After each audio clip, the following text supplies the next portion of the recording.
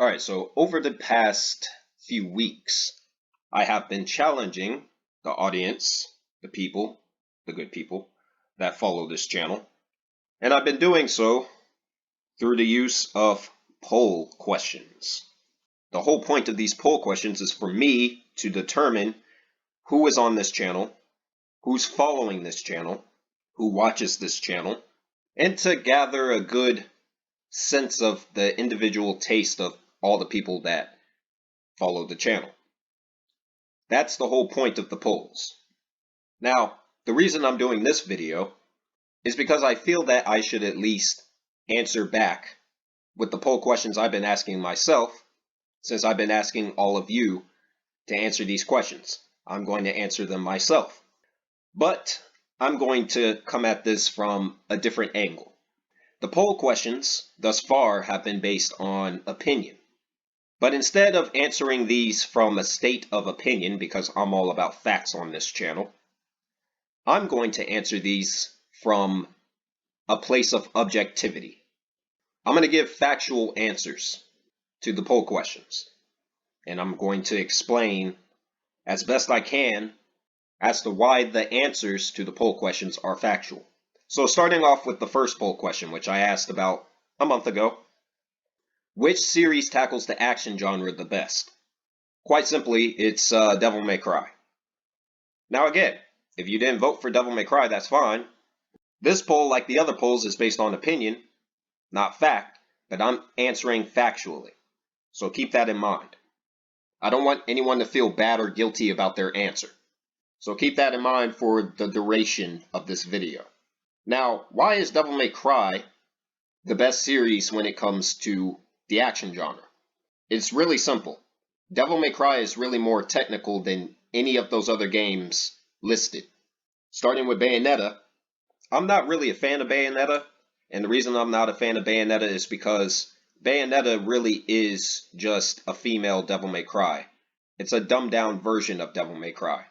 Now, Bayonetta 2, I'm not sure about Bayonetta 2, but Bayonetta 1 was basically a Devil May Cry ripoff.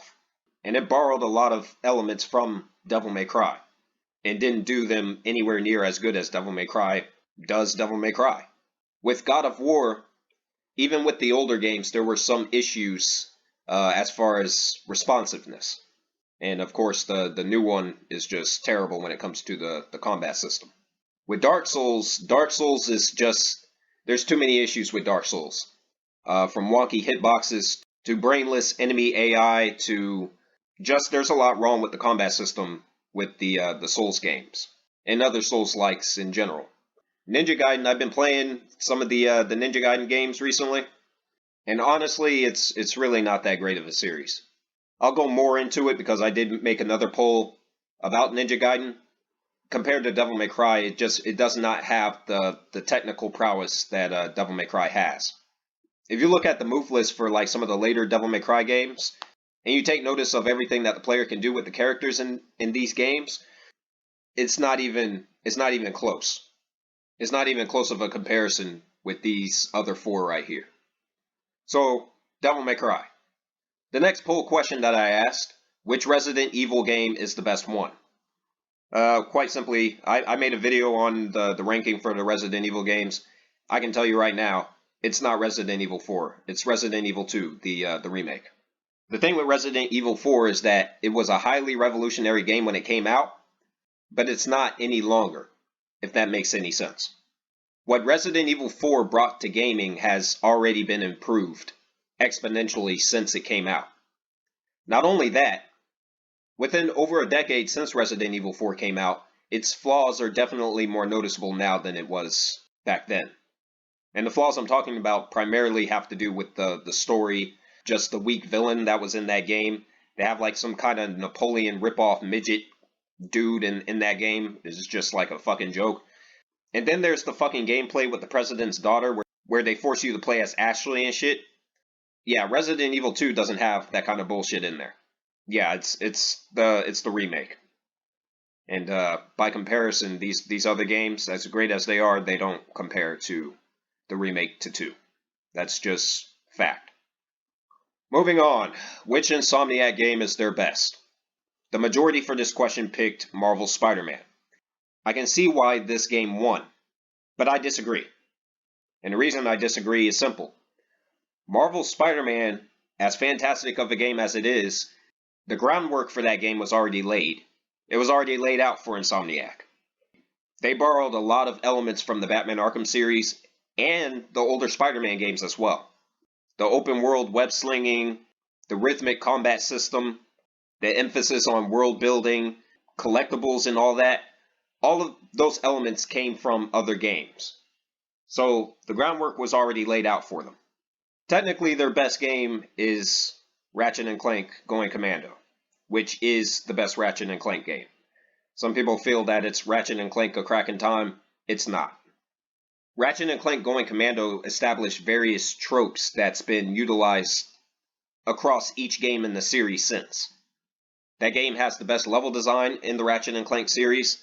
That game has the best planets in the Ratchet & Clank series. Ratchet & Clank Going Commando has Giant Clank.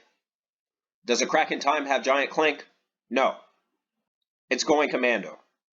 Ratchet & Clank Going Commando is Insomniac's best game. Spyro the Dragon, like I said, I don't know who chose Spyro the Dragon. Like I said before, I don't want anyone to feel guilty about their answer, but I'm not sure why you would choose Spyro the Dragon over Ratchet & Clank. I'm not really sure. That personally, I don't understand. Okay, let's just put it that way. The next question I asked, who is the best video game character of 2021? It's Lady Dimitrescu, goddammit. Lady Dimitrescu is really a cool-ass character. Like, they really did a good job. Capcom really did a good job with designing that character.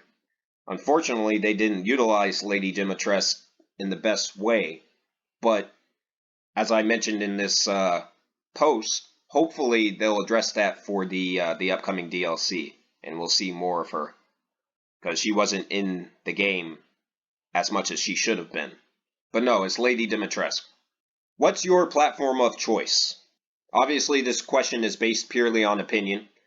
Obviously, my platform of choice is PC, but I'm not surprised that there's a lot of PlayStation people up on here.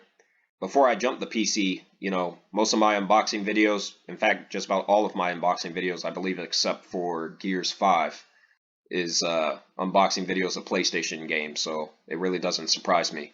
Not to mention, PlayStation has a larger base than Xbox anyway. It also doesn't surprise me that there's barely any Nintendo people up on here. I never talk about Nintendo games for a reason. I've been meaning to explain why I don't talk about Nintendo games. I guess I'll make that video at some point when I feel like it. The next question I asked, will you be playing Halo Infinite? Most of you said I will eventually. Well, I already played Halo Infinite, so yeah, that answers that. What's the best video game reboot of all time? It's Tomb Raider. Plain and simple. I understand why there's a lot of people that say Doom, but there's one thing they really failed at with the reboot to Doom, and that's the story. There is no reason to give a shit at all about the story in the reboot series for Doom. At all. I couldn't even begin to tell you what the fuck is going on in Doom 2016 or Doom Eternal. It really doesn't matter. You're just going around killing demons, just blasting motherfuckers. That's it. The story for those games is entirely irrelevant. Tomb Raider 2013, they actually took the character of Lara Croft, and Lara Croft is one of the best video game characters ever made. They took the character of Lara Croft and just completely redesigned her from the ground up. They came up with a very interesting concept for the character and took that character in a completely different direction. That's what's great about Tomb Raider 2013. And by comparison, the other games that's listed there, as great as they are, because all the games here that's listed are good. They're great games. But by comparison, none of them rebooted their series on the same level that Tomb Raider 2013 did. Like, they completely reimagined what Tomb Raider can be with 2013. Better than any other reboot that's ever been released. So, it's Tomb Raider. The next question I asked, what is the most overrated game of 2021? It's Returnal. I feel like the people who picked Deathloop either didn't play Deathloop or they only played Deathloop for about maybe 2 hours or less. You damn sure didn't play Deathloop all the way through. Deathloop is actually a solid game. It's overrated as shit, but it's still a solid game. Returnal, I can look at gameplay for Returnal and tell it's some bullshit. But I will say this. Eventually, when I do get a PS5, eventually, I don't know when I'm going to get a PS5. Eventually, when I do get a PS5, I will do a retrospective on Returnal. Yay! What is the worst video game console of all time? Most of you chose the Google Stadia. Well, I'm not going to disagree that it's the Google Stadia, but personally, I don't own the Stadia. I've never owned the Stadia. I knew the Stadia was going to be a failure when they announced it. In fact, I didn't own anything on this list except one, and that's the Xbox One. And the Xbox One pissed me the fuck off. I'm probably going to have to make another video talking about that at some point. The failure of the Xbox One. Because that entire system from Microsoft is just... It's an April Fool's joke that just doesn't want to die. To put it quite simply. Next question. Oh boy. This one disappointed me. You people disappointed me with this one. What is the worst MCU movie thus far? I will tell you right now, straight up. Everyone who chose Captain Marvel, you're full of shit. Captain Marvel is not a good movie. But compared to some of these other fucking movies that's listed, Iron Man 2? Iron Man 2, you're going to tell me Iron Man 2 is better than Captain Marvel? You're going to tell me that Iron Man 3 is better than Captain Marvel? Come on now. Let's practice some common sense here. I know y'all are smarter than this. Technically, the worst Marvel Cinematic Universe movie is The Eternals. If you did not pick The Eternals, you probably don't know what you're talking about. The Eternals has the lowest Rotten Tomato score in the MCU for a fucking reason. That's because it's a piece of dog shit. Did you people see The Eternals? If you didn't, you probably should. Doing so may make you want to switch your answer. It's The Eternals. The Eternals was god-awful. You know, by comparison, Captain Marvel at least had scenes of a bitch in space flying and firing plasma beams out of her hands, which was kind of exciting, to be fully honest with you. The Eternals had some of that too, and it was still terrible. What the fuck does that tell you? The next question I asked, which of these open world games innovated the most? I understand why people chose Batman Arkham City, why the majority chose Batman Arkham City. I completely get where you're coming from. I understand. But I'm going to have to go with Middle-earth: Shadow of Mordor. The Nemesis system in that game was completely original. The Nemesis system in that game was something else. The Nemesis system made that game work. Now again, Batman Arkham City, I'm not knocking Batman Arkham City. I love Batman Arkham City. But Batman Arkham City doesn't have the Nemesis system. In fact, they're reusing the Nemesis system for the upcoming Wonder Woman game that's coming out. And WB trademarked the Nemesis system so no other company can use it. That just goes to show how much of a success the Nemesis system actually was. So by fact, it's Middle-earth: Shadow of Mordor. But all of the games up on this list are great, with the exception of Red Dead Redemption 2. That's a good game. I wouldn't say it's a great game, but it's a good game. The next question I asked, how do you feel about NFTs entering the gaming industry? It's a bad idea, okay? The 7% of you that said it's a good idea, I'm pretty certain that you were trolling. I'm hoping that you were trolling. You know good and goddamn well that NFTs are not good for the gaming industry. I made a video on this just recently. There's no argument or debate to be had about that shit. None. What's the best music genre? Now, originally when I asked this question, hip-hop and or rap was the genre that won the poll. But since then, the question has received more votes, and we have ended up with a tie. If the YouTube polling option had more slots available, I would have separated rock and metal. But obviously, this is purely opinion, yet again. For me personally, it's metal. There's greatness in all these genres right here. So I'm not knocking any genre. I'm not singling out any genre and saying that genre sucks. Anyone who says hip-hop and or rap sucks is full of shit. Anyone who says country music sucks is full of shit. Although the majority of country music is kind of terrible. But anyway, anyone who says all of pop music is terrible is full of shit. Michael Jackson alone discredits that argument. Anyone who says rock and or metal is trash is full of shit. Anyone who says blues and or jazz is terrible is full of shit. Now say what you will about gospel music. That's neither here nor there. But as far as I'm concerned, it's metal. And why? Because metal is one of the most technical music genres in music. There's very few genres where you can listen to a song the first time and then go back and listen to that song again and pick up new elements. Metal does that better than really any other genre listed here. And the closest on the technical scale would probably be jazz. Next question. What's the best video game released in 2021? Now, most of you said other, but you failed to actually list what you thought was the best game released this year in the comments. Therefore, I'm considering just about everyone who answered other to be full of shit. I'm not taking you serious because you didn't put in the comments what you feel is the best video game that's been released in 2021. And as far as what I think is the best video game released this year, it's probably Halo Infinite. But my favorite game personally this year that's been released is Resident Evil Village. And I also made a video about that just recently. The next question I asked is, who is the best hip-hop artist of all time? Well, that's very simple. It's Eminem.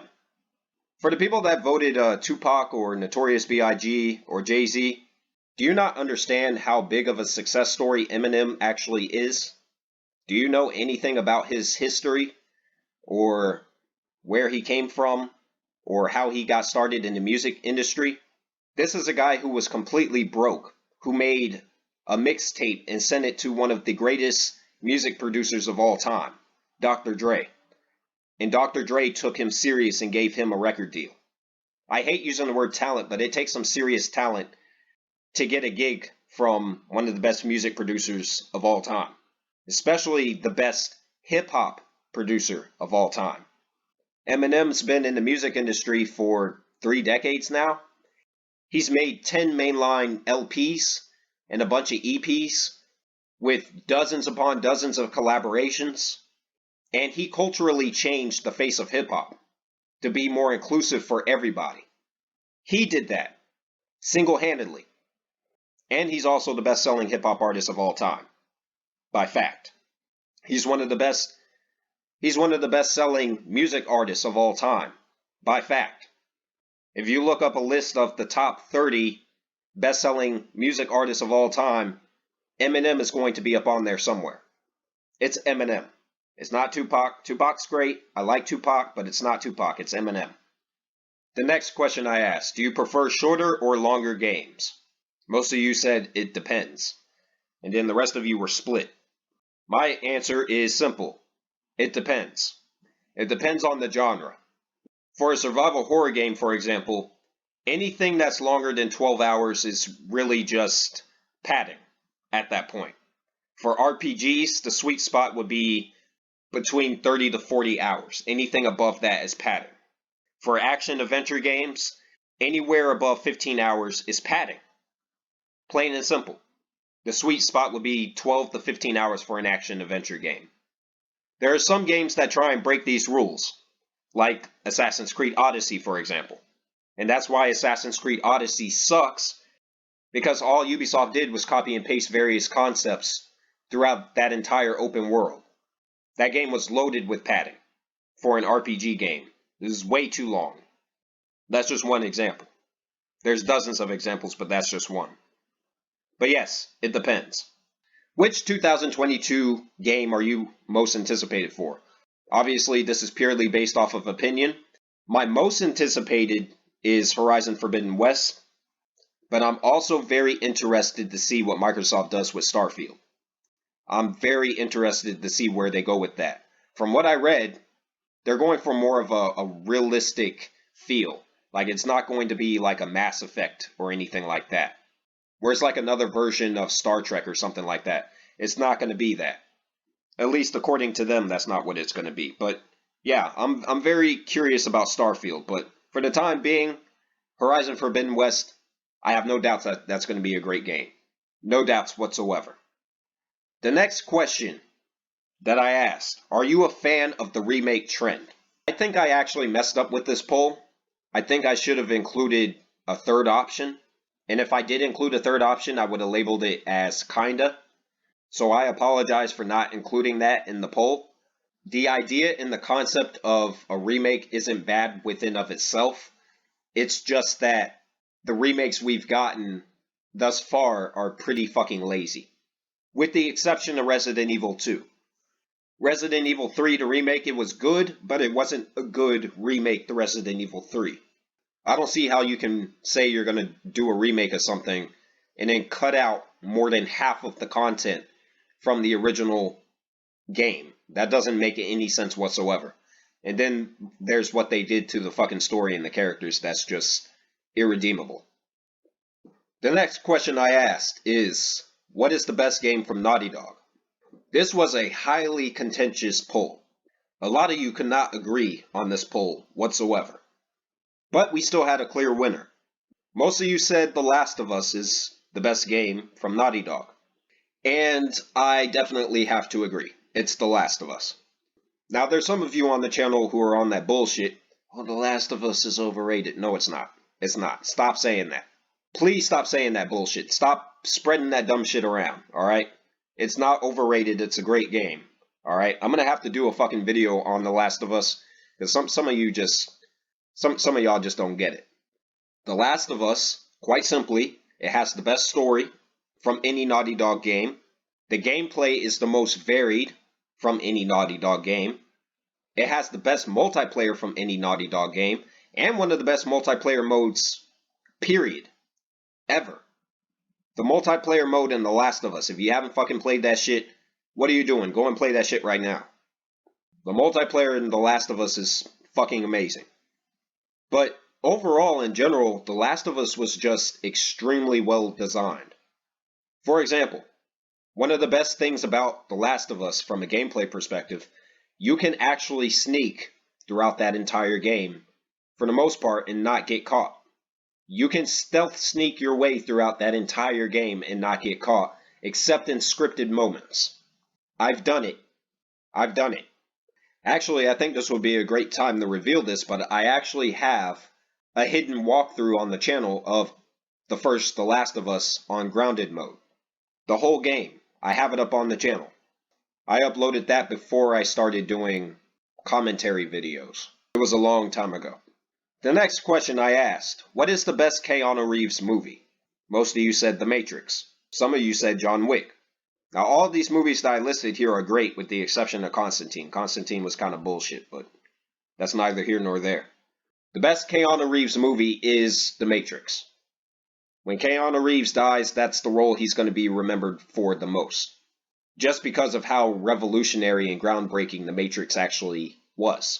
Now, John Wick, I understand the people that pick John Wick, but no, it's The Matrix. There's only one Neo. I shall speak no further. The next question I asked, what's the most overrated development studio? Looking at the results from Software 1, with Bethesda somewhere behind them, in second place. Now, there's issues with all of these studios. BioWare and Arcane are the least offensive studios up on this list. With Rockstar, their problem is that they refuse to update their game design and modernize their formula. And that's probably because they've been making so much money off of Grand Theft Auto 5 that they really don't care to change their formula. And Bethesda, the problem with Bethesda is that their games are extremely unpolished. And more so than any other company in the gaming industry, Bethesda just loves releasing incomplete games because they rely on their audience to fix their games for them. All these modders and shit. And that's a very big problem. But generally, Bethesda games are good. I don't play Elder Scrolls, but I have played a bit of Fallout, and it's a solid series. It's not great or anything, but it's solid. From Software makes good games, but they just recycled their fucking formula too much. They keep re-releasing the same fucking shit over and over and over and over and over again. And see, the thing with From Software, they add to the formula, but they don't actually improve on anything. That's actually wrong with their games. That is why they're overrated. They don't fucking improve shit. The enemy AI is stupid in every single game that they release. There's bad hitboxes in every single game that they release. The storytelling is goddamn non-existent in every single game that they release. And they keep getting ridiculous high scores. It's like a fucking walking punchline. It's a joke. It's From Software. They're overrated as a motherfucker. Every other answer in this poll isn't as offensive as what From Software does with their games, which is not much of anything. The next question, what's the most important aspect developers should focus on when creating a video game? And of course, unsurprisingly, most of you chose gameplay. Because common sense, right? It's a video game. Gameplay is what matters the most. No, people. It's everything. Everything is fucking important when you create a video game. Every goddamn thing.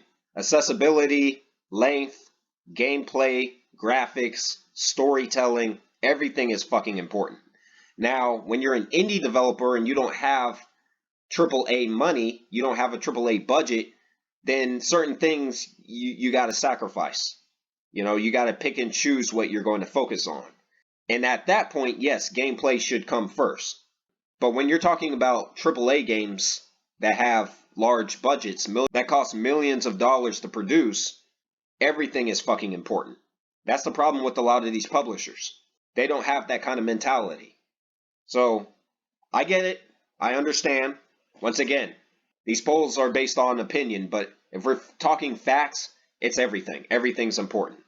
What other Sony exclusive games should they port to PC? Most of you said the Spider-Man series. Technically speaking, Sony should port all of these fucking games. Every single last one of them. They should port them to PC. And stop this exclusivity hoarding bullshit. But, if I had to pick just one, it's Spider-Man. Spider-Man should be number one on the fucking list for them to port the PC. But I can also see why Sony wouldn't port Spider-Man to PC. If they port Spider-Man to PC, no one's gonna want a fucking PlayStation. Bloodborne is a niche-ass fucking game that a very small minority audience enjoyed. It doesn't have any franchise potential whatsoever, especially when its developer From Software keeps making new games that have nothing to do with the world or the universe of Bloodborne. Ratchet and Clank has been around forever, so if you played one, you've pretty much played just about all of them.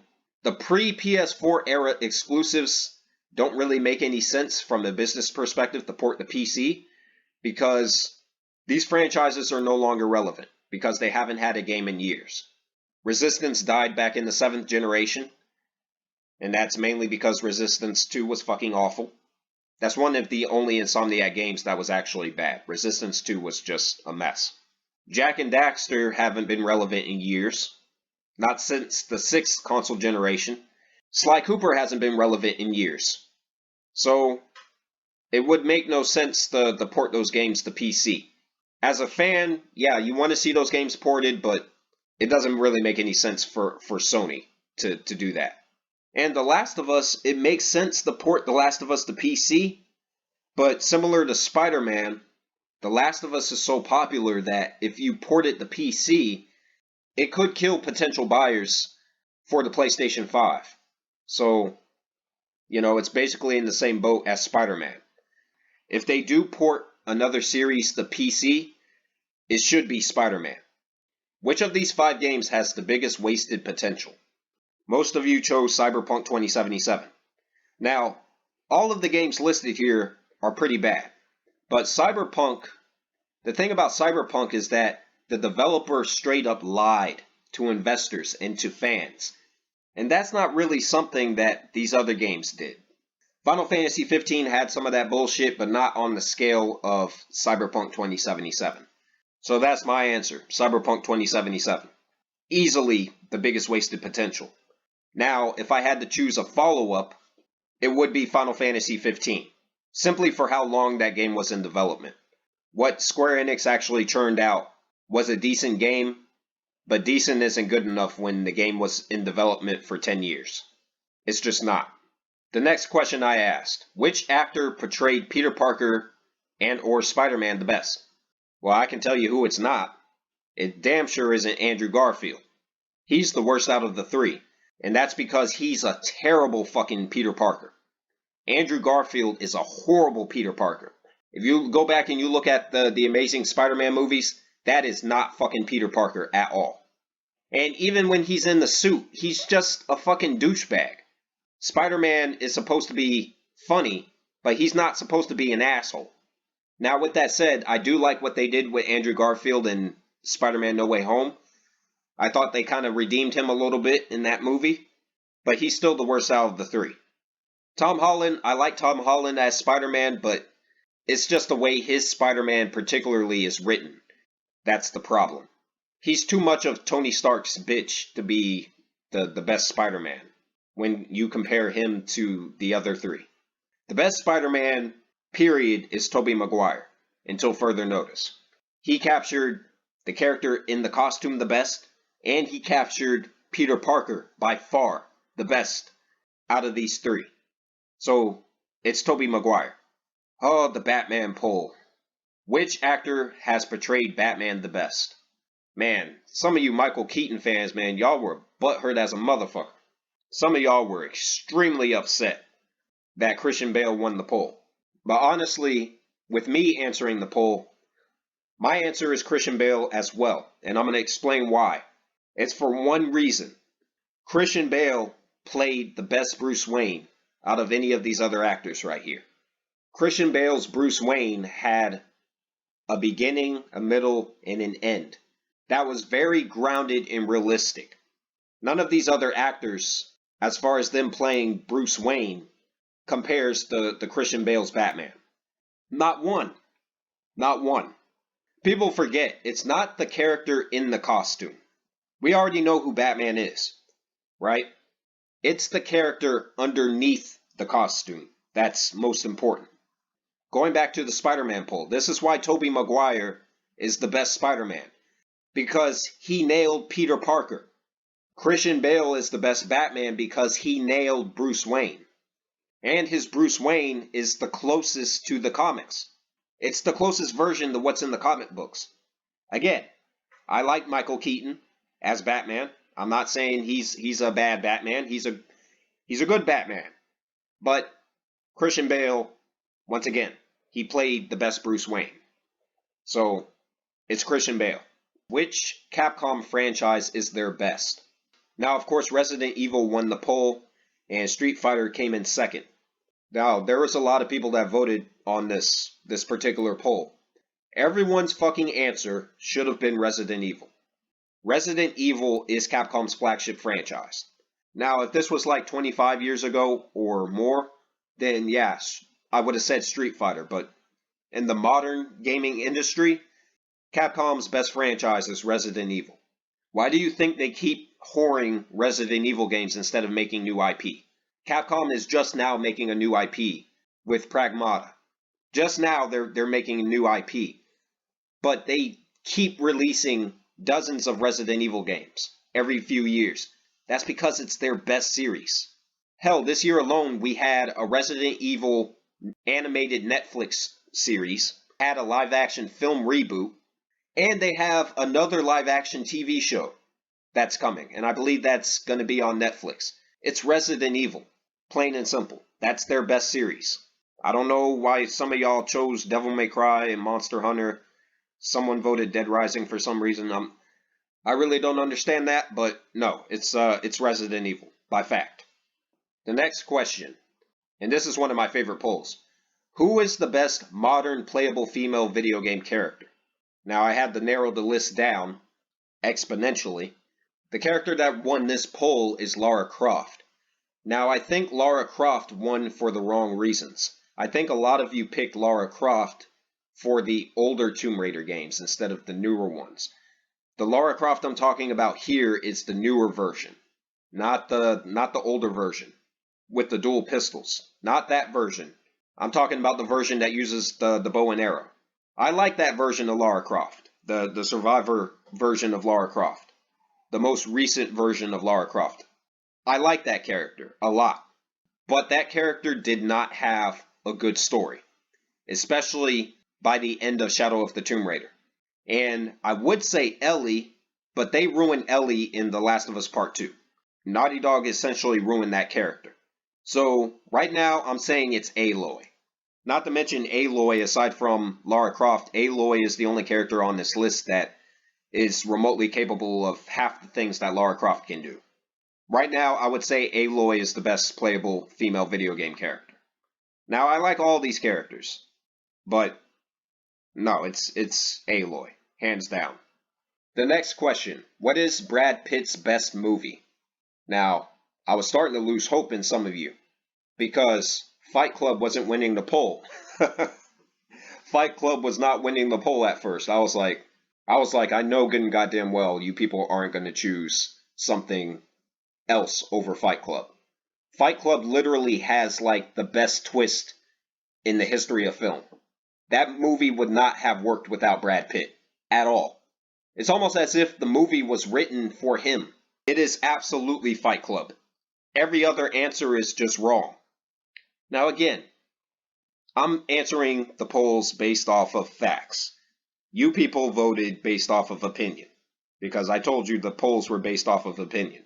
But if we're going by facts, Fight Club is Brad Pitt's best movie, just the same as it's David Fincher's best film, by far.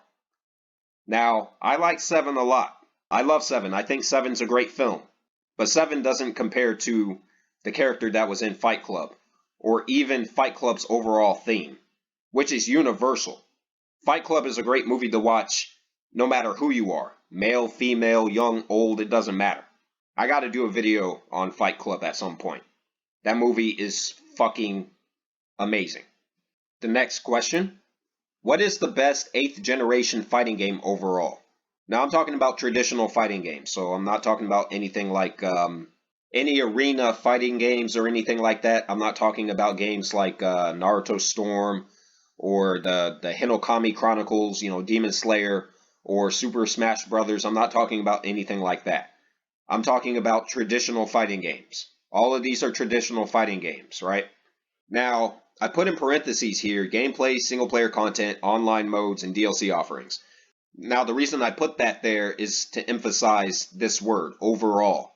And I can tell you right now, some of you just don't, I don't know if you understood the question, if you didn't understand the question or what was going on, but no one should have voted for Tekken 7.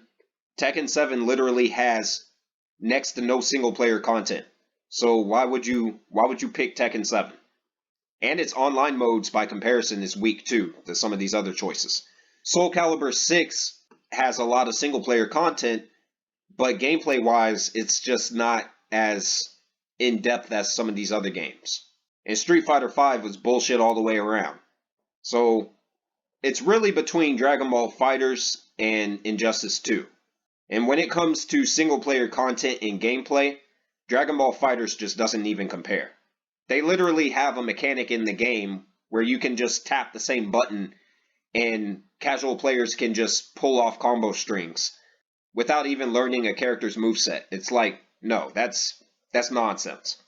Now, I played a lot of Dragon Ball FighterZ online, and I've played a lot of Injustice 2 online. Well, I played a lot of Injustice 2, period, but nah, it's Injustice 2. Injustice 2 has the best gameplay out of any other game on this list. Injustice 2 has the best single-player content. Injustice 2 has the best online mode. Injustice 2 has the best DLC offerings. It's Injustice 2, goddammit. Some of y'all, man, some of you people, I'm not sure if you don't understand the questions or, Or if you're just fucking with me. I think some of you are just fucking with me. You have to be. What is Nintendo's best franchise? The majority of you voted The Legend of Zelda, and then Mario came in second. Now, I'm not a big Nintendo person at all, but I've played my fair share of Nintendo games, and The Legend of Zelda, from what I understand, is one of the highest quality series in gaming. You know, every time Nintendo announces a Zelda game, people like lose their fucking shit. It's as if a new president was instated in the office every time they announce a new Zelda game. I don't see how it could be anything but Zelda. But I will say this. My personal favorite franchise is Metroid from Nintendo.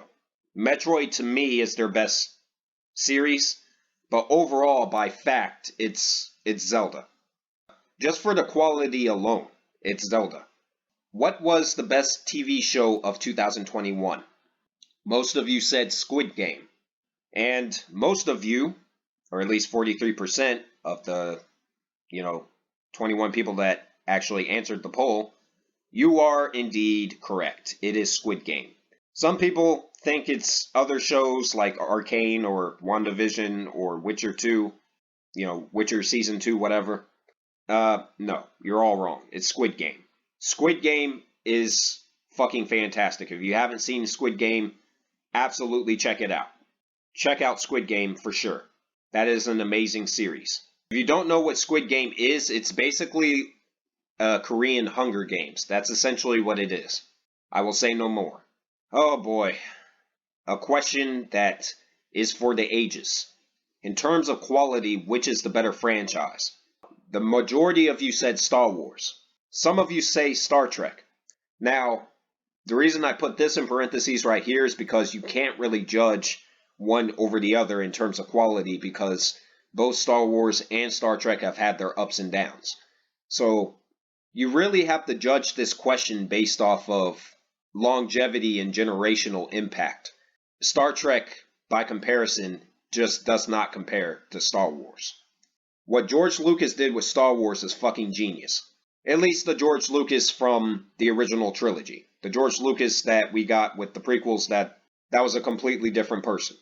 But when George Lucas, I'm talking when George Lucas actually created Star Wars, and he was concepting what Star Wars was actually going to end up being, he essentially took a simple fantasy story, but just put it in outer space, and added a bunch of sci-fi and religious themes to it. And George Lucas actually did a lot of research in various mythologies. He took over a year to actually do a lot of research in various mythologies, and he inserted a lot of things into Star Wars that's still consistent with the series to this day. There's no comparison. Star Trek has its moments and whatnot. There's a lot of great things about Star Trek, but it doesn't have the generational impact that Star Wars does. Not to mention, if anyone ever again asks this question, which is better, Star Wars or Star Trek, you don't have to get into a long-winded argument with, the other person. All you have to say is this: Star Wars has lightsabers. The end. That's it. Star Wars has lightsabers. Does Star Trek have lightsabers? No. Does Star Trek have Darth Vader? No. It's a wrap. It's a wrap with that question. They can't say anything else.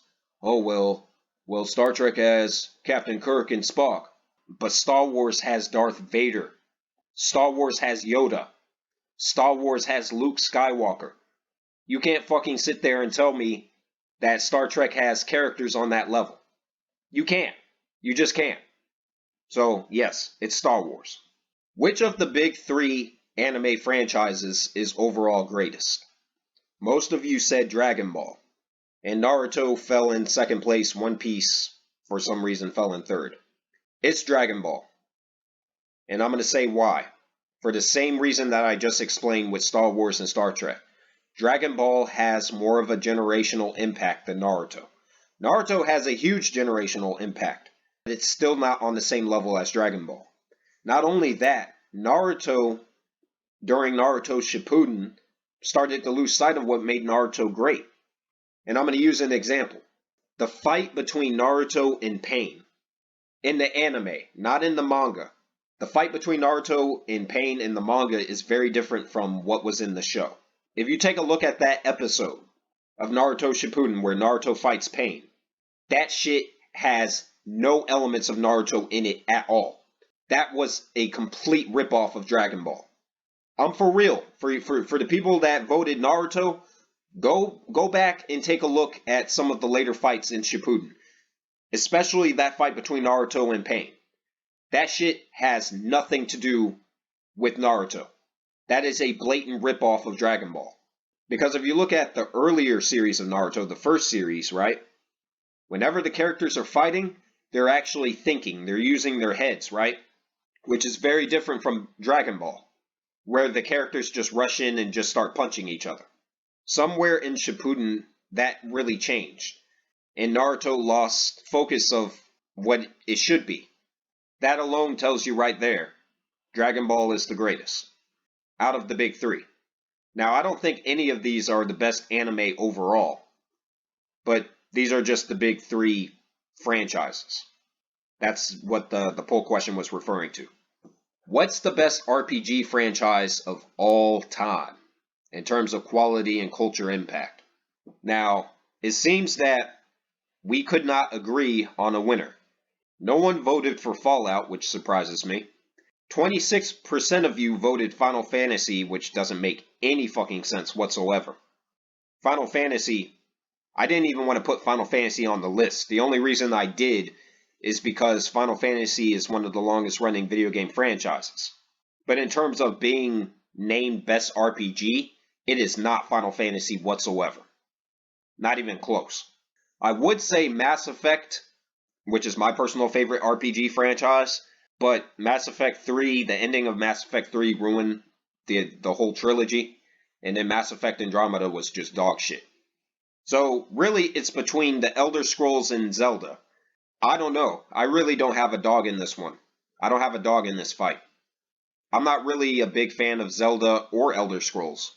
In fact, I wouldn't say I'm a fan of either. Best I can say is there isn't a best RPG franchise. There's just a best RPG franchise for you, if that makes sense.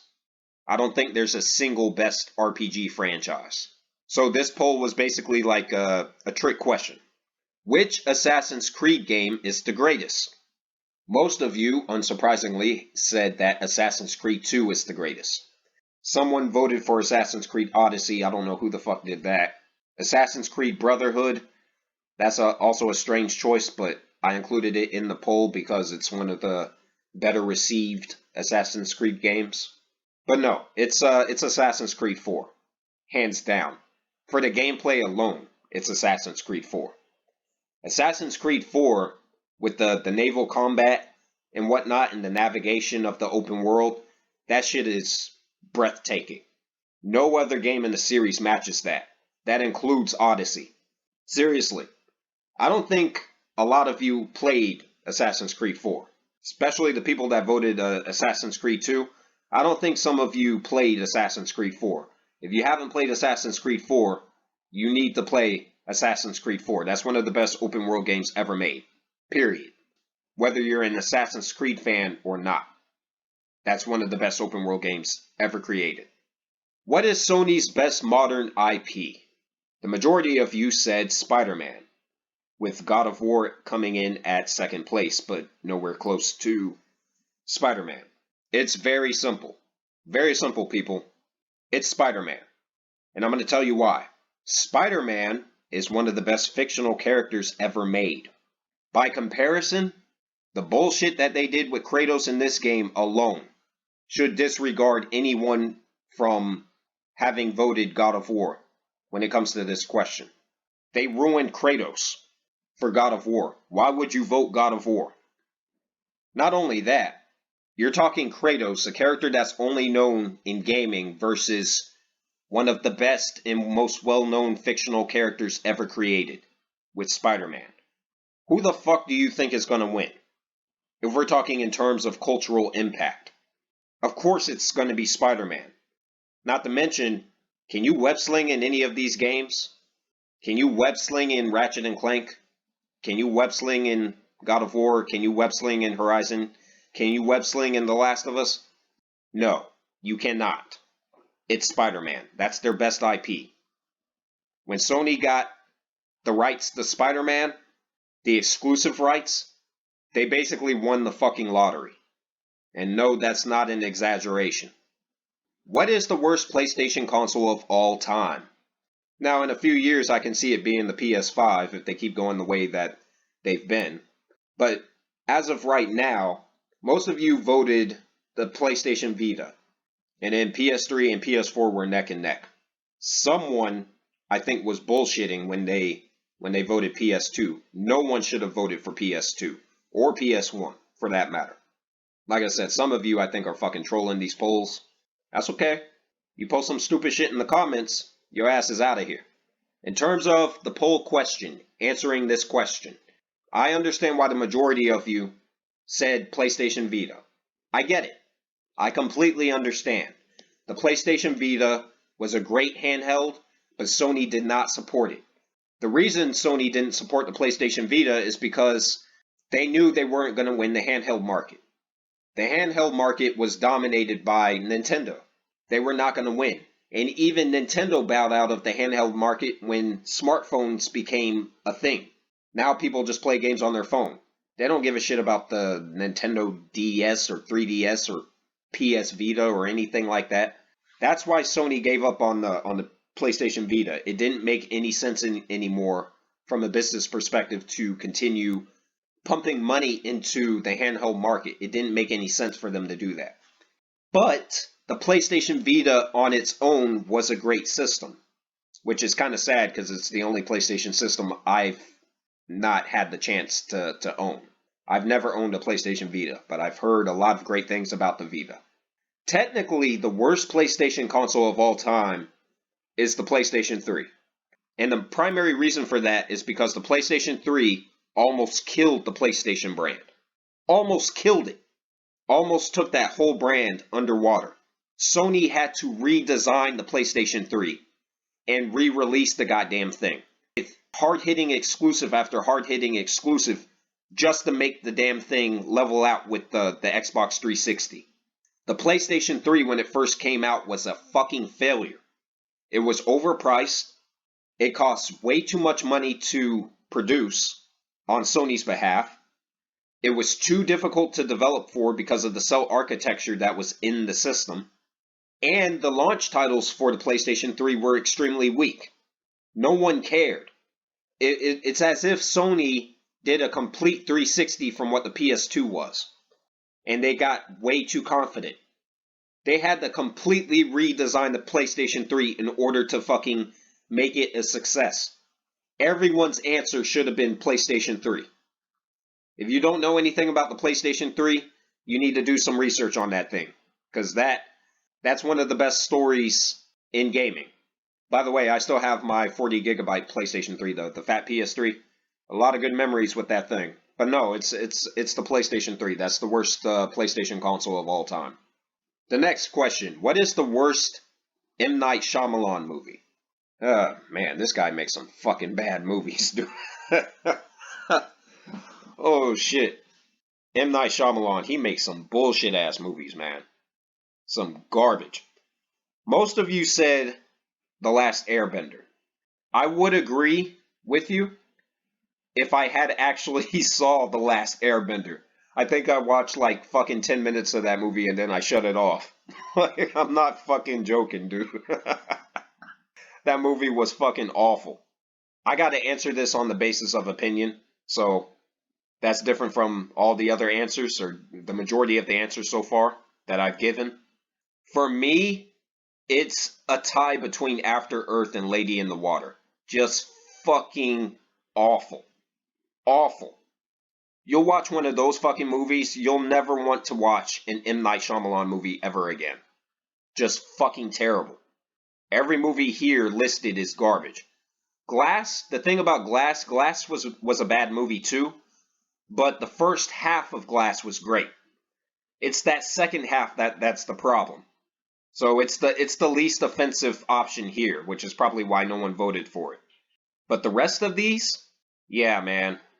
M. Night Shyamalan, I would say watch Unbreakable, watch Split, watch The Visit. I think it's called The Visit, and that's essentially it. Oh, and The Sixth Sense. Watch that. And some people really like Signs. I guess watch Signs. Outside of those, fuck M. Night Shyamalan. Horrible fucking film director. Terrible. The next question, what is the worst Ridley Scott movie? This guy is a hit and miss director. His movies are either good or they're just straight bullshit. These 5 movies right here are all awful. They are fucking terrible, every single one of them. Exodus, Gods and Kings, I understand, once again, why people voted for that. But for me, personally, Kingdom of Heaven, man. Fuck that movie, man. Fuck that movie. It's funny, my co-host and I actually did a review on Kingdom of Heaven and Prometheus earlier this year. They're on the channel now. You should check them out. The next question, what is the greatest video game console of all time? The majority voted for the PS2, with Xbox 360 running in second place, somewhere in the back of the line.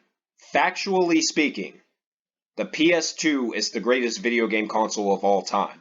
It's also the best-selling video game console of all time, by far. The PlayStation 2 was a fucking crazy-ass success story. Everyone wanted a fucking PS2. It didn't matter if you liked video games or not. Everyone wanted a PS2. Some people wanted a PS2 simply because it was the cheapest way for them to watch DVDs. Like, that's how it was back in the early 2000s. The PlayStation 2 was fucking amazing. I still have all my PlayStation consoles, but the PS2, I'm never going to get rid of that thing. Now, Xbox 360, I understand why some of you feel the Xbox 360 is the best console of all time. The Xbox 360 revolutionized online gaming. It gave us video game achievements. And the Xbox 360 created a sense of interconnectedness that wasn't really in gaming before the 360. There were people who didn't give a shit about video games at all, who became fans simply because of what Microsoft did with the Xbox 360. So, I'm not knocking the greatness of the 360, but no, it's the fucking PlayStation 2. Everyone should have voted for PS2. Which 2021 Marvel TV show is the best? Most of you said WandaVision, with Loki running in second place, tied with Marvel's What If. The only show I haven't seen up on here is What If, and that's because I just haven't had the time to actually sit through it. So I'll probably get to that after I'm done recording and editing this video. But out of the rest of these, it is most definitely WandaVision. I like all these shows. The thing with Loki is that it was great in the first half, and then the second half it just got weird. It got extremely weird. And not necessarily in a good way, but more so in a confusing way.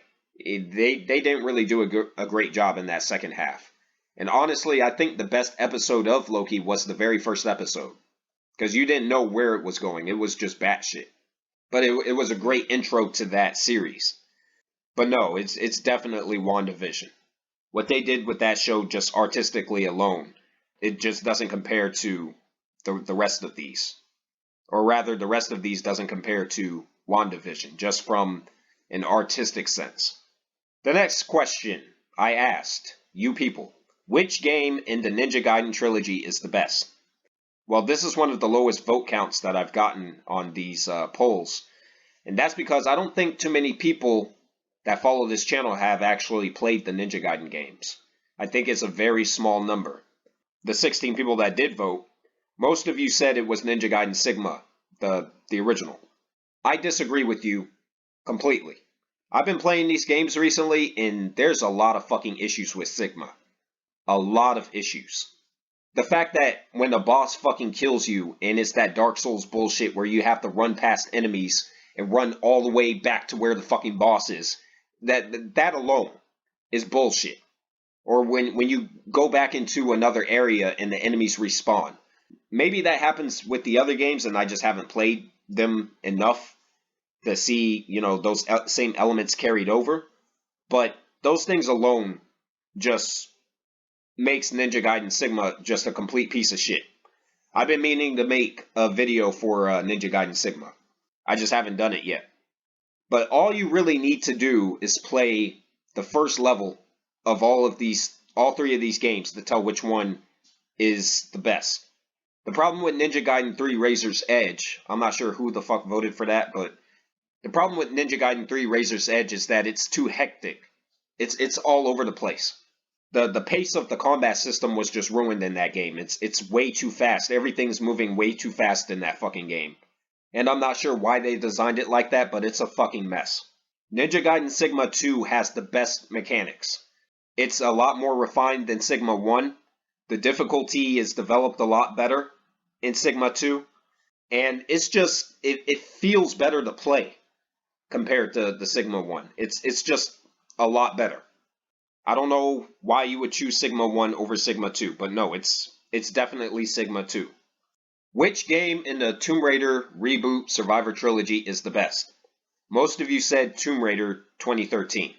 Some of you said Shadow for some reason. I'm lumping you people with the same people that voted for Ninja Gaiden 3 Razor's Edge. I'm basically going to pretend that you didn't vote for that.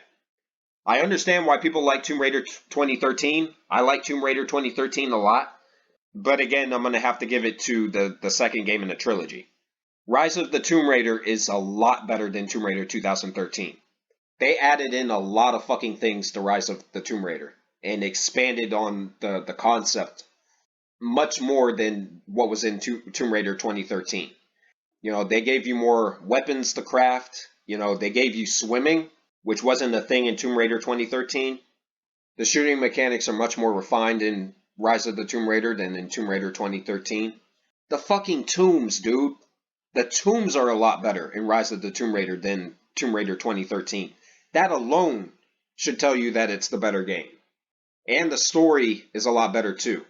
The story is much more grounded in Rise of the Tomb Raider.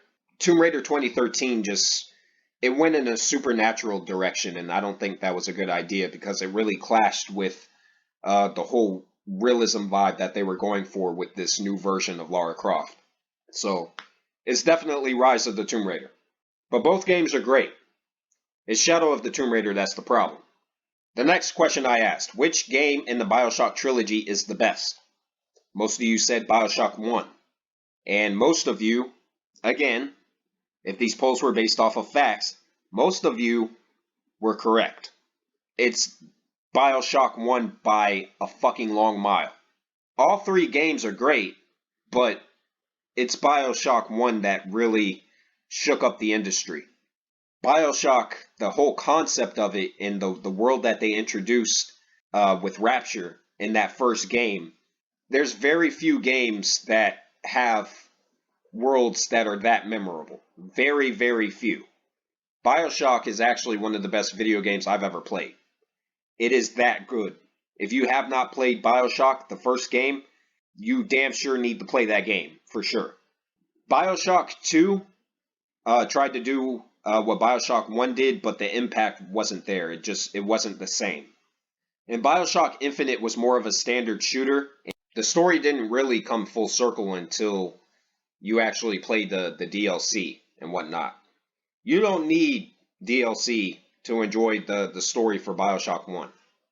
So, it's damn sure the first game that's the best in the trilogy. Which game in the Mass Effect trilogy is the best? The majority of you said Mass Effect 2. Once again, I don't know what it is with some of you. Some of you said Mass Effect 3 was the best game in the trilogy. And once again, if this was based off of fact and not opinion, if these polls were based off of fact and not opinion, the 10% of you that voted for Mass Effect 3 would be wrong. The ending to Mass Effect 3 alone ruined the entire trilogy. By fact. Every choice you made in all three games became irrelevant with the ending, the terrible ending to Mass Effect 3. Now, Mass Effect 3 is still a great game if you ignore the ending, right? Of course, it's kind of hard to do that, but I digress. And Mass Effect 1, the thing with Mass Effect 1 is that it was designed differently because BioWare hadn't refined Mass Effect at that point. And if you play the original version of Mass Effect 1, they clearly released the game unfinished. That game was glitchy as hell, and there were a lot of bugs in there. The story was pretty straightforward too. There wasn't really anything special about the story in Mass Effect 1. Mass Effect 2 is the best game in the trilogy. Not only is Mass Effect 2 the best Mass Effect game, it's one of the best RPGs ever. If you have not played Mass Effect 2, similar to Bioshock 1, you need to play Mass Effect 2. If you consider yourself to be a fan of video games, you need to play Mass Effect 2. If you have not played Mass Effect 2, play Mass Effect 2. That is one of the best RPGs ever made. Which of these gaming anthropomorphic characters have the best games? Most of you said Ratchet. In second place was Sly Cooper, and third place was Sonic. No one voted for Conker, which is kind of funny to me. All of these characters have great games, right? But if we're talking about the modern industry and whatnot, and which characters have the best games now, it's Ratchet. Hands down, by far, it's Ratchet. Sly Cooper, the thing about Sly Cooper, the first game was good. The second game was great. Sly Cooper 2 was fucking amazing. Sly 3 was okay. It wasn't great. It wasn't really good. It was just average. And then there was like a fourth game that happened at some point, but that wasn't Sucker Punch. That was a different company that developed that game. And Sonic the Hedgehog has been shit for a long time. For a long time. Do y'all remember Sonic the Hedgehog 2006? That was a piece of shit. That's one of the worst video games ever. It's fucking Ratchet, dude. Everyone should have voted for Ratchet. If the polls were based on facts. Who is the best clone in gaming? Well, how could it not be Solid Snake? Solid Snake is really the only character that makes sense when you ask that question. Of course, as a fan, I'm not really a fan of Metal Gear Solid. I am a Mass Effect fan, and Miranda Lawson is a great character. So, in terms of opinion, I would go with Miranda Lawson. Factually, it would be Solid Snake. Which actor portrayed the Joker the best? Most of you said Heath Ledger. If the poll, once again, was based off of not opinion but fact, most of you would be correct. Heath Ledger is the best Joker. Heath Ledger will probably remain the best Joker. That's just fact. He captured the anarchy of the character. The mysteriousness of the Joker, the unpredictable nature of the Joker, Heath Ledger captured that better than any of these other actors right here. Now, the one true terrible Joker is Jared Leto. I don't know who the fuck voted for him, but again, these polls are based off of opinion, so whatever. Do you have a PS5? Right now, no, I do not.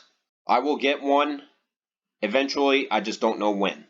But right now, I'm not really interested, so my answer is a mix between no and not interested and waiting for one. So I'm kind of split between those three.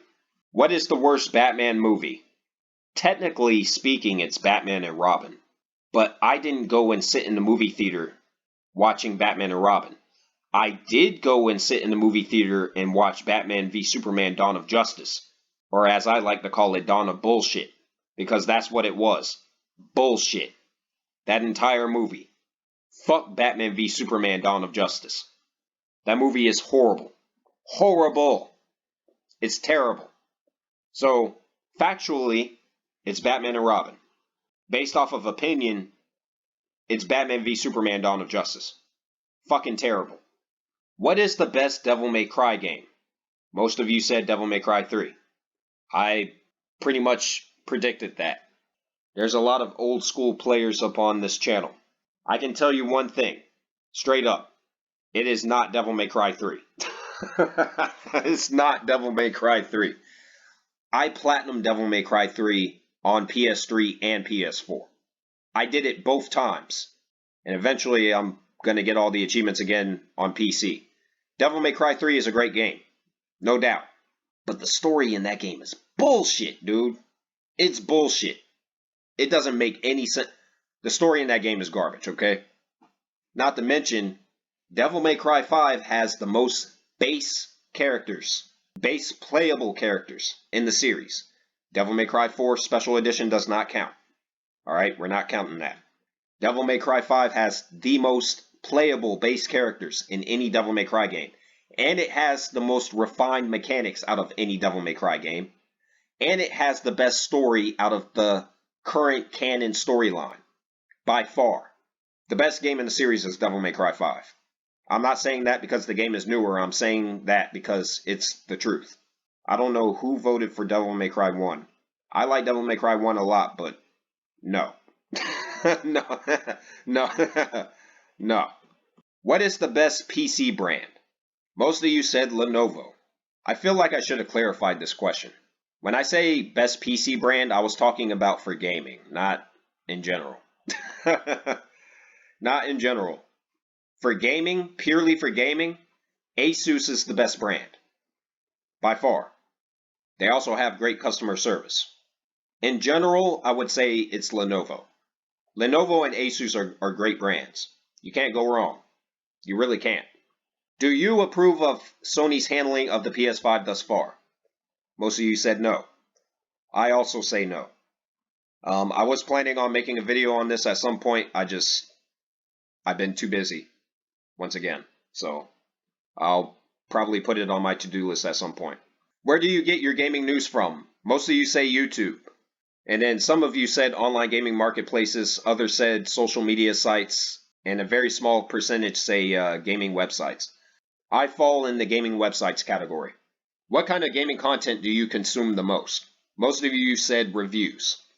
Technically, I don't fall into any of these categories. I make content. I don't consume content. I used to consume a lot of content, but now I make content. It feels weird being on the other side. Which of the big 5 publishers is the most consumer friendly? Most of you said Capcom. And once again, if these polls were based off of fact, most of you would be correct. Now, this poll kind of irritated me. Who the fuck voted for Square Enix? Who? Who are you that voted for Square Enix? You are dead ass wrong. Same with Ubisoft. Same with EA. Capcom, the only issue really with Capcom, truthfully, is their handling of the Street Fighter series. If they can just fix that and stop being so fucking greedy when it comes to that particular franchise, they'd be the best publisher in the industry. Hands down. Capcom, they offer free DLC. They don't really promote multiple launch editions. They release complete campaigns with add-on content later. They're usually friendly to players on all platforms, not always, but usually. And they don't really rely on microtransactions as much as other publishers to meet their bottom line. It's Capcom, by far. This poll was definitely based off of fact. It's one of the few where it's like, yeah, I'm gonna test you people. And some of you failed. Which new machine in Horizon Forbidden West are you most eager to see in the game? I need more goddamn votes for this. What, you people aren't excited for Horizon Forbidden West? The hell is wrong with you? No, I'm just joking. Personally, for me, it's the Slither Fangs, the giant snake machine. When I saw that shit, I was like, I want to fight that thing. I was thinking about making a video soon talking about the new machines in Horizon Forbidden West. Still contemplating that. How many games did you buy during the 8th generation? Well, I'm one of those fucking crazy people that bought 100 plus games last generation, plus all the games that I rebought on fucking PC. So, I probably bought over 200 video games last generation.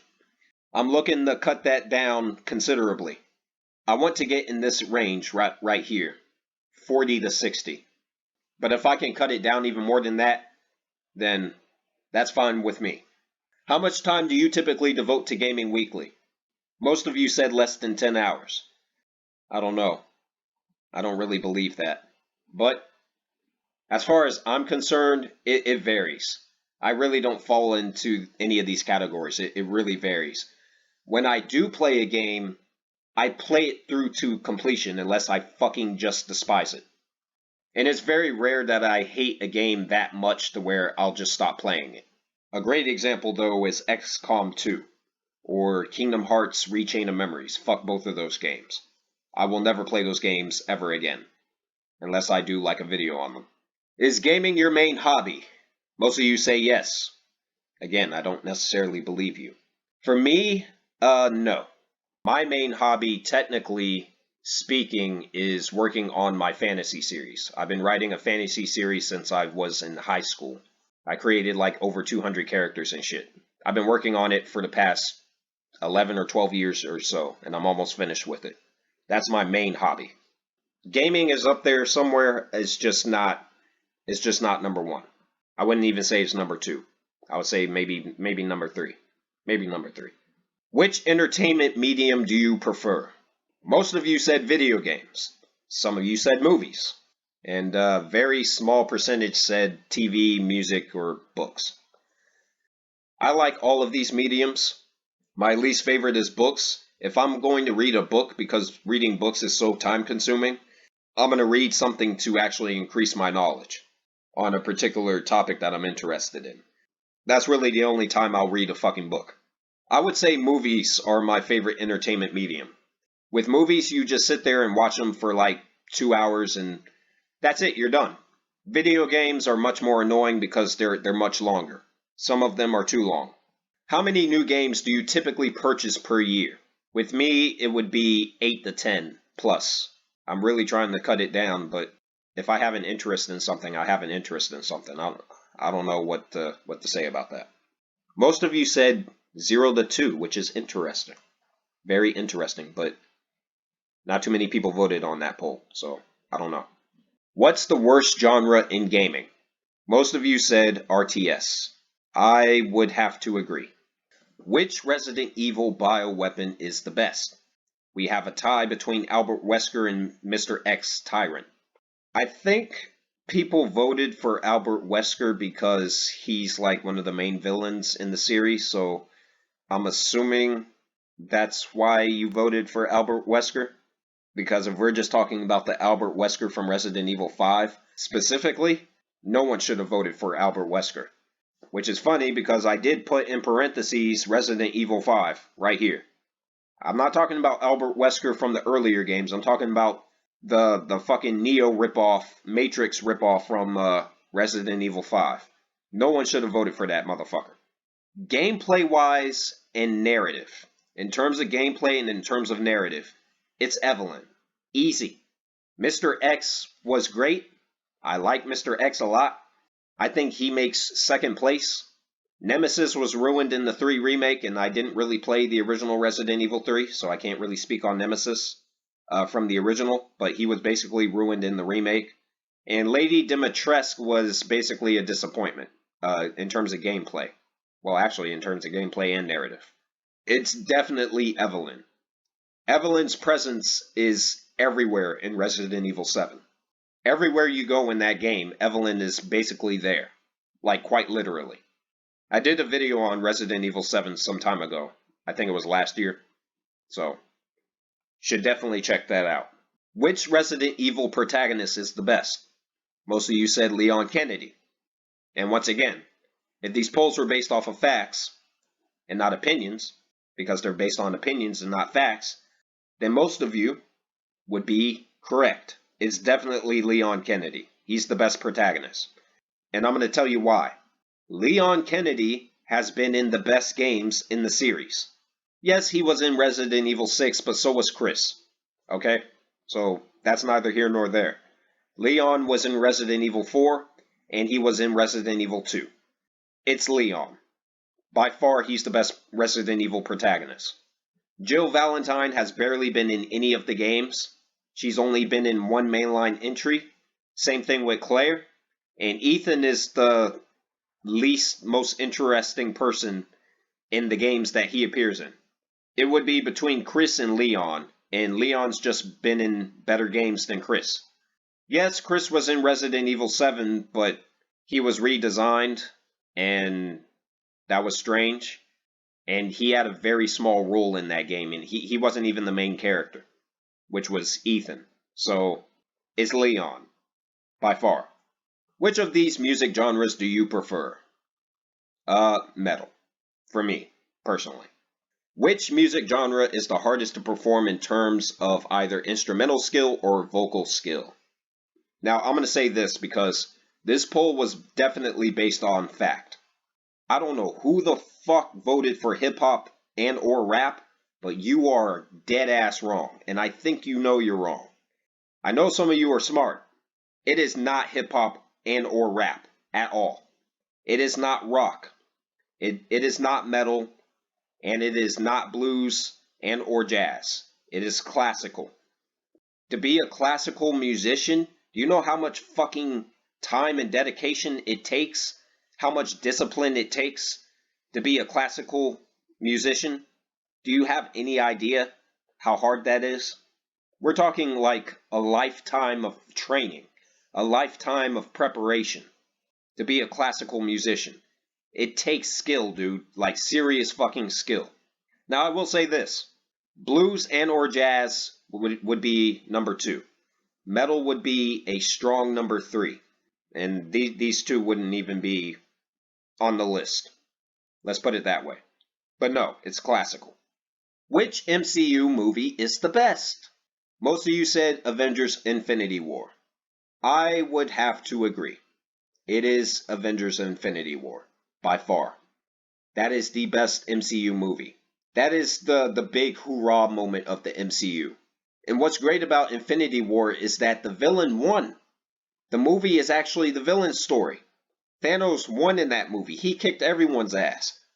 If we're talking about facts, this is definitely a poll that's based off of opinion like the majority of the others, but if we're talking facts, it's Infinity War. And as I listed here, as I noted, just about every ranking I've seen for the MCU is pretty fucking bad. I went on multiple websites and I looked at a lot of different rankings for the series, and Jesus Christ, I just don't understand how some of these people write about movies. I don't understand how they got their jobs. Which Square Enix franchise is the best? Most of you said Final Fantasy, which is unsurprising, because Final Fantasy is Square Enix's flagship series. But the question says, which is their best? Best. Keyword. Their best series technically is Tomb Raider. Tomb Raider consistently has the best games out of anything Square Enix has produced. Final Fantasy has been garbage for over 20 years. How is it their best series? How? It's their most popular franchise. It's their most well-known franchise. But no, it's not their best. If the question was which Square Enix franchise is the most popular or the most well-known, then yes, it would be Final Fantasy. As far as their best goes, it's not. Not even close. The same goes with Kingdom Hearts. Kingdom Hearts went the shit years ago. Kingdom Hearts 2 was the last great Kingdom Hearts game. But Kingdom Hearts fans don't want to admit that. In secret. What's the hardest genre in gaming? Most of you said fighting. By fact, most of you are wrong. It's RTS. Real-time strategy is extremely difficult. Now, the reason most of you said fighting is because you're probably not good at fighting games. Which is fine, most people aren't good at fighting games. But it's not the hardest genre. It just takes a lot of discipline. But no, it's real-time strategy. Playing a real-time strategy game takes some actual thought. Fighting games, you can just spam the same attack over and over again and win. And some of the newer fighting games have like rage mechanics and shit, like Tekken 7. You can hit one button or whatever just as soon as you're about to lose and just fucking, destroy the other person, which takes no fucking skill. Dragon Ball FighterZ, which got second place in my poll where I asked what was the best 8th generation fighting game. Again, that game has a fucking mechanic in there where you can just tap square and pull off an entire combo string. How is fighting the hardest genre? It's real-time strategy. I don't know who picked first-person shooter or action-adventure or racing. But if we're talking facts, it's real-time strategy. On the difficulty scale, which difficulty do you typically choose when playing a game? Most of you said normal, which makes sense, I guess. Some of you said hard. A few people said impossible. I don't believe you. As far as me, I usually typically play all the difficulties at some point. Depending on the game, I'll like skip easy unless it's like a trophy or something like that. But I typically try and play everything. That now there are some games that are next to impossible to beat on the hardest difficulty. Such a game that I'm talking about is Wolfenstein 2. Wolfenstein 2 on the hardest difficulty, that shit is fucking batshit. Anyone who's beaten Wolfenstein 2 on the hardest difficulty, congratulations. You need to stop playing video games. It's time to put down the controller and do something else. Anyway, that's the all the polls thus far and my answers to all the questions.